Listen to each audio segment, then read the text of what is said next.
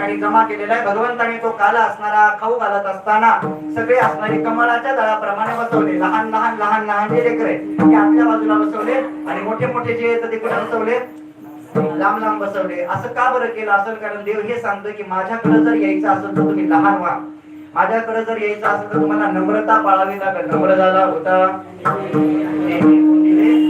किंवा लहानपणा देव सांगायचा.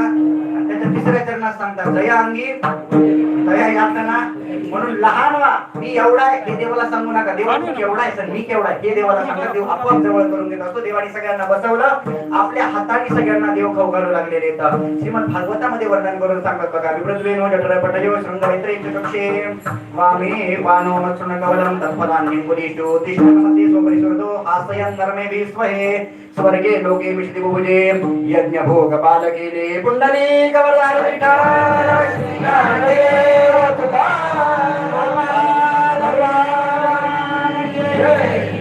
अशा प्रकारे सगळीकडे असणारा त्या वृंदावनामध्ये काला झाला. तोच असणारा काला पंढरीच्या वाळवंटामध्ये होतो आणि पंढरीच्या वाळवंटामध्ये असणारा कोण राज येतं? एकच टाळी झाली चंद्रभागे वाळवंटी माझा ज्ञानराज गोपाळांशी लाह्या वाटी. भगवान गणपती त्या ठिकाणी लाह्या वाटतात आणि तोच काला त्या प्रासंगिक स्वरूपाने आपल्याकडे त्या ठिकाणी होत आहे. तोच काला आपल्याला त्या ठिकाणी सेवन करायचा आहे.